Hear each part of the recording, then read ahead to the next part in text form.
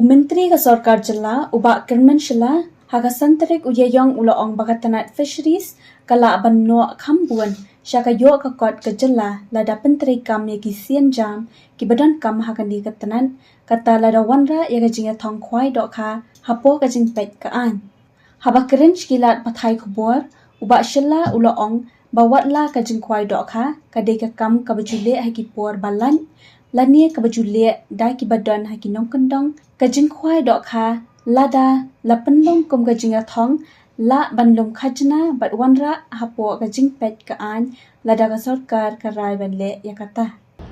I do feel that when it comes to fishing, why do they call it that is gambling? For me, I don't see it as gambling, but because this is something which people like to, it's like a kind of hobby.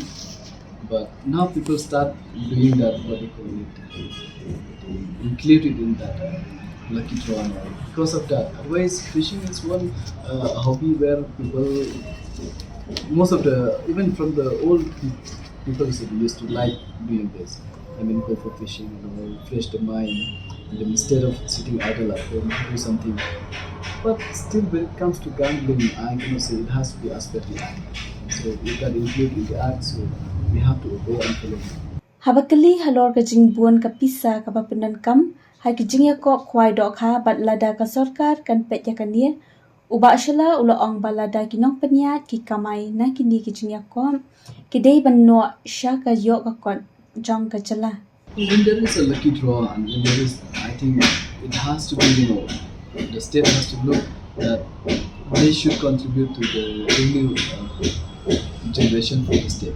So for this, I feel that the consent DC of the district has to look into it so that include it, then at least maybe we can generate revenue from that too.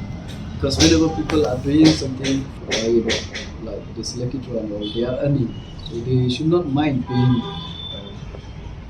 to the state government too, so that whatever they are doing should be legally can be done.